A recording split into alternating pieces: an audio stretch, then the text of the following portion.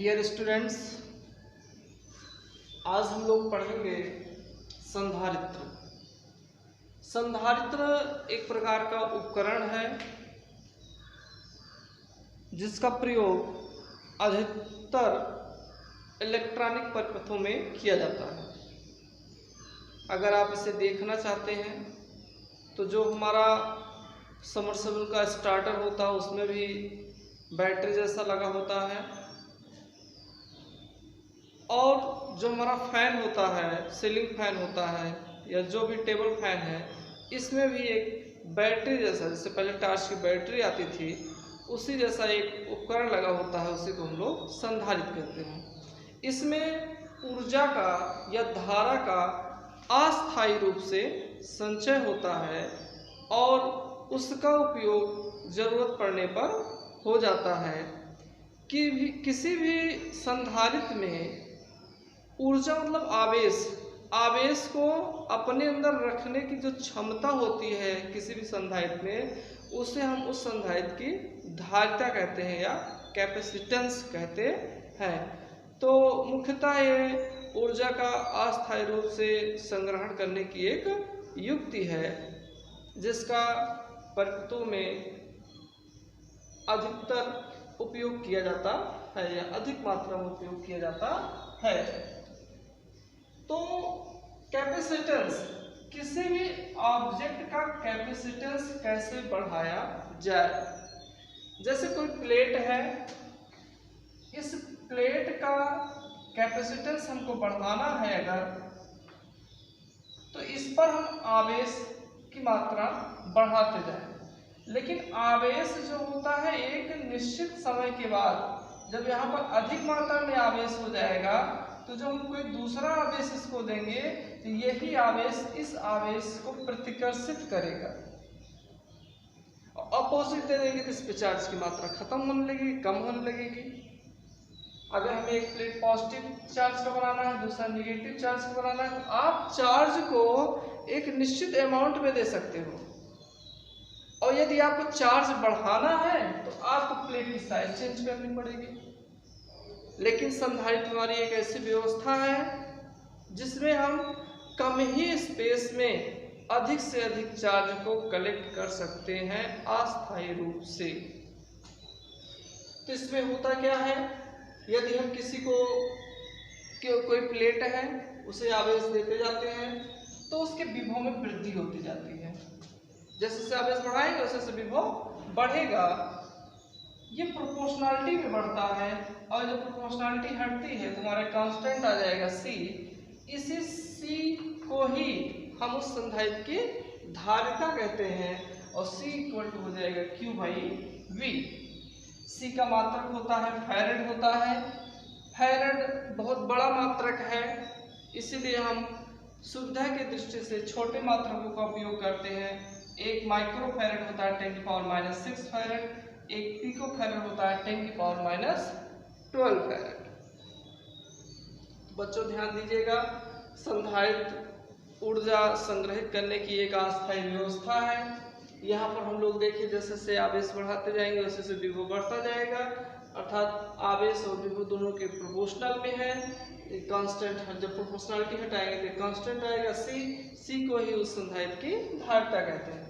अब यहीं से हम परिभाषा भी बना सकते हैं C की, किसी संधारित्र के धारिता की परिभाषा भी बना सकते हैं। कैसे? किसी भी प्लेट के विभव में एकांक वृद्धि करने के लिए, किसी भी प्लेट के विभव में एकांक वृद्धि करने के लिए जितने आवेश की आवश्यकता होती है उसे उस प्लेट की धारिता कहते हैं। तो ये आपका क्लियर हो गया, अर्थात विभव में एकांक वृद्धि करने के लिए जितने आवेश, अभी आपको बताए आवेश दोगे तो विभव बढ़ेगा। अब किसी भी प्लेट के विभव में एकांक वृद्धि करने के लिए जितना आप आवेश दोगे उसी आवेश को हम लोग क्या कहेंगे, उस प्लेट की धारिता कहेंगे। तो ये आपको क्लियर हो गया।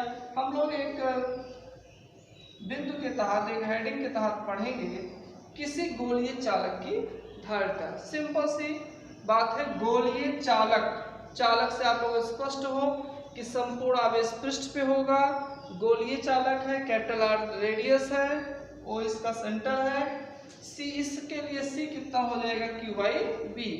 क्यू चार्ज एक समान रूप से वितरित है। अब ये क्यू चार्ज एक समान रूप से वितरित है तो हम आपको प्रीवियस वीडियो में बता भी चुके हैं, गॉस के प्रमेय में बता चुके हैं कि यहाँ पर जो संपूर्ण आवेश है ऐसा प्रतीत होता है कि जैसे पृष्ठ पर ना हो के कहाँ है, वृत्त के उस गोले के, उस चालक गोले के सेंटर में है। तो जब ऐसी बात हो गई कि सारे आवेश कहाँ है, क्यू आवेश कहाँ है, इस गोले के सेंटर में है, तो हम लोग यहाँ पर विभव के सूत्र से लिख देंगे V = 1/4πε0 Q बाई R, अर्थात सारा चार्ज यहाँ पर है, इससे R कैपिटल R दूरी पर यहाँ विभव कितना होगा, कैपिटल R दूरी विभव कितना होगा, तो V = हो गया 1/4πε0 Q बाई R। बच्चों कंफ्यूज मत रहिएगा, यहाँ पे सारा चार्ज जो यहाँ पर है, हम लोग प्रीवियस वीडियो भी हमारा देख लीजिएगा, गॉस के प्रमेय व्याख्या भी किए हैं कि ये समस्त चार्ज ऐसा प्रतीत होता है कि जैसे इसके सेंटर पे है, तो इसके सेंटर पे समस्त चार्ज क्यू हो गया, यहाँ से आर दूरी पर विभव का फार्मूला आपका ये हो गया। अब हम इस वैल्यू को इक्वेशन फर्स्ट में पुट कर देंगे तो हमारा हो जाएगा C = Q और V की जहाँ होगा Q/4πε R, हमारा Q कैंसिल हो जाएगा, C = हो जाएगा 4πε0 R। देखिए एक व्यवस्था होती है वाय और निर्वात, जहाँ सिर्फ वाय और निर्वात है, कोई माध्यम नहीं उपस्थित है, वहां पर यही जो हमारा फार्मूला आया, यहीं पर C को हम लोग वाय और निर्वात के लिए C0 बोलते हैं। तो वाय और निर्वात के लिए हमारा फार्मूला हो जाएगा C0 = 4πε0 R। इसको हम लोग समीकरण 2 लिख लेते हैं।